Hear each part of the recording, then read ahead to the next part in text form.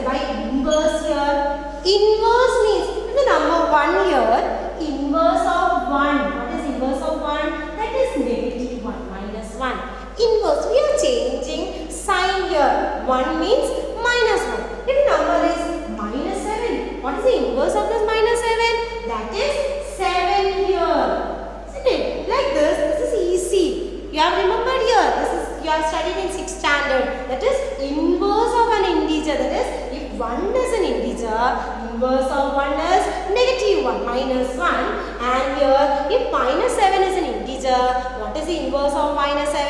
That is plus 7. You can write plus, or if you don't write plus also, it is okay. Okay.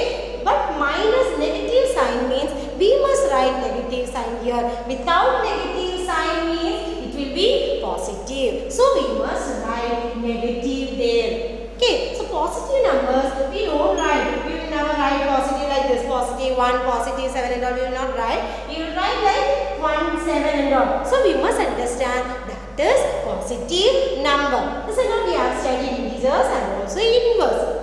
So again we are going to property that is closure under addition. Okay. The number here closure under addition means here if we are taking two numbers.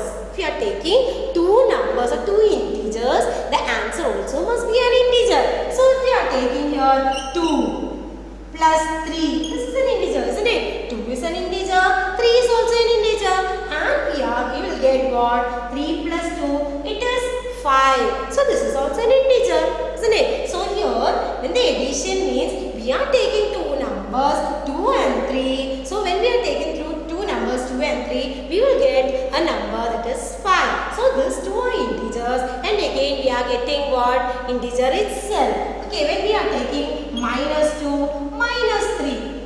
Okay, so minus 2 minus 3 means what? Minus 2 minus 3, that is minus 5. This you remember. Negative, when negative to minus 2, minus 3 means 2 minus number, isn't it? So the addition happens there. This and all we studied. Two negative numbers means what we will do there? We will add that numbers, and what is the sign there? Bigger number sign is minus. So answer will be minus. So when we are adding these two numbers, we will get a integer itself, isn't it? You understand this? Two numbers, when we are adding, we will get an integer, that is positive number or negative number also we are adding, we will get an integer itself. So closure under addition is what we can satisfy. This is correct. Closure under addition, this property, this is the property. Okay, so this satisfy closure under addition.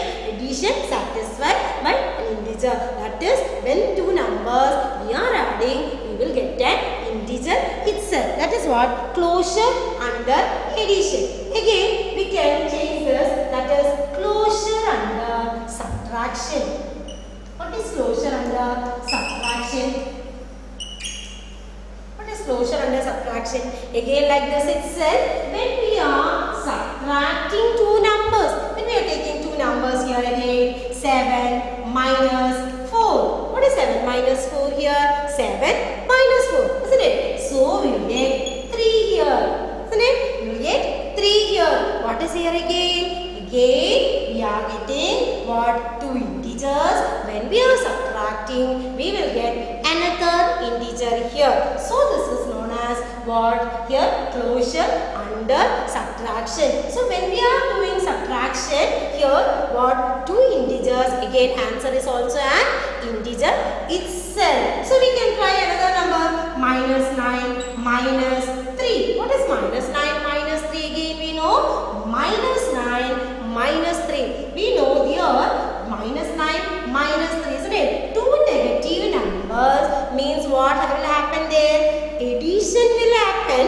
and what here it becomes a sign of greater number. What is the greater number sign here? That is minus. So minus 6, isn't it? So here this also satisfied what? Closure under subtraction. Here this rule also satisfied. That is here this also satisfied. When two integers are subtracted, we are subtracting, isn't it? 7 minus 4 minus 9 minus 3. So now we are doing subtraction, again an integer. The result will be an integer itself. That is known as here the property 1, that is closure under addition and closure under subtraction. So this you all understand, closure under addition and closure under subtraction, isn't it? Again, there are another property, that is you must copy this, okay, in your notebook, or you must practice with so many questions. You can take examples, 2 or 3 examples, and you can do it in your notebook. You can practice different numbers. You can try it out. Okay. Don't copy again this only. What teacher is giving, that only don't write. You can take your own numbers and you can do and you can check that numbers. Again is what? Commutative property. What is commutative property? You know, you studied commutative property. You heard about commutative property, children. Commutative property. What is commutative property? Here, commutative property means the numbers here. What is that? Here, A plus, okay, A plus B is equal to B plus C. Hello, B plus A. That is A plus B is equal to B plus A. What do you find here? A plus B is equal to B plus A. You understand what is this? A plus B means here we are writing the number here, that is 1 plus 2 is equal to 2 plus 1. Okay, this is known as what? Commutative property. So you understand what I have written here? A plus B is equal to B plus A. Not this will be equal, not equal, not like that. We must write equal to, that is here left hand side will be equal to right hand side. So this property is known as commutative property. So when we are adding these two numbers, that is 1 plus 2 is what? That is 3. 3 will be equal to what? 2 plus 1. It is again 3. This is known as commutative property. That is here left hand side will be equal to right hand side. Isn't it? You understand? Here left hand side. This is the left hand side will be equal to right hand side. That is here A plus B is equal to B plus A. A means here we can write an example, that is A is 1, B is 2 here. So again B2, so B2 and A 1. So we will get 1 plus 2, that is 3, 2 plus 1, that is 3. Again, so here that is equal, that is left hand side will be equal to right hand side. This is known as what? Commutative property. These properties and all we must study, okay, because we want to do so many problems. So for that this properties and all is useful.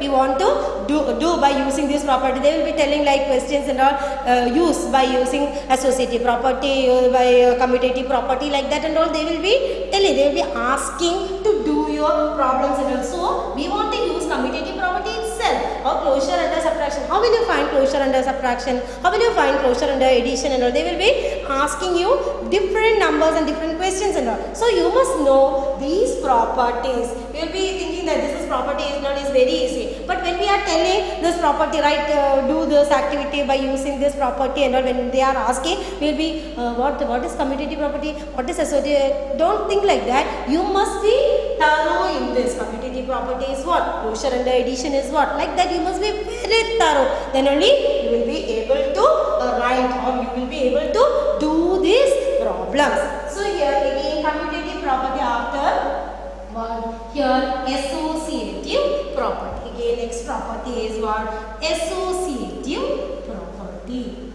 What is meant by associative property?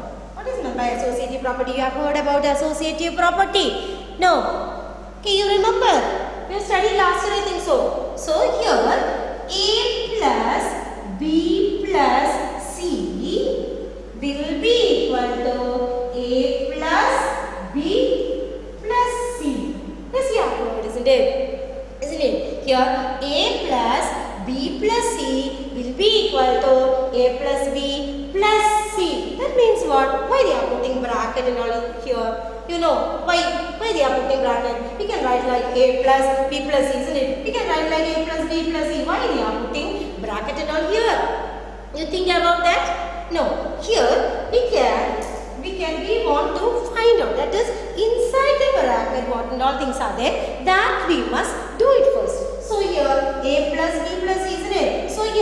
number is 2 plus 3 plus 4. So we will be doing like this. The number is 2 plus 3 plus 4. Okay. So here 2 plus 3 plus 4 means here 2 plus 3 plus 4. That is 3 plus 4 inside bracket, isn't it? So 3 plus 4 inside bracket means first of all we want to do what? This addition. So first of all here 2 we can write here 2 plus 4 plus 3, it is what? 7 will be equal to 2 plus 3, 5 plus 4. Now you look here 2 plus 7. What is 2 plus 7 here? 2 plus 7 is 9. You can see here 9, that is 9. 2 plus 7 is 9. So again 9 will be equal to 9. So this property, associative property, it is, isn't it? So here we have 9 is equal to 9. You can see here 9 is equal to 9. You understand this? Again once more I will tell. A plus B plus C is equal to A plus B plus C. What is A plus B plus C? That is B plus C inside the bracket. So we want to do inside the bracket. What is inside the bracket? First we want to do. So other number B must write there itself. Here if A is 2 means you can write 2 here plus B is 3. 3 plus 4. So inside bracket 3 plus 4 that is 7. So 2 plus 7. What is 2 plus 7? That is 9. So here again 2 plus 3 that is 5 plus 4 that is also 9. So it becomes 9 will be equal to 9. So it is associative property is also what here satisfied, isn't it? For addition associative property satisfied, but for associative property is not satisfied for subtraction, and also commutative property is also not satisfied for what here? Subtraction. So here addition, if you look so much of problem, if you take so much of problems or take so much of numbers, you will be understand what addition it is what correct. But subtraction, when you are bigger children, isn't it? Not a little third standard or fourth standard students. You know you can do for so much of numbers. You can take so much of numbers and you can try it out. What addition satisfied, subtraction satisfied. This and all we are just giving you example. All the questions we are not doing, all the things and all we are not doing here. You must try by taking so much numbers. You must try by addition. If it's satisfied by addition, if it's satisfied by subtraction, that and all you must check. By practicing only you will be able to do different kinds of problems. So here associative property.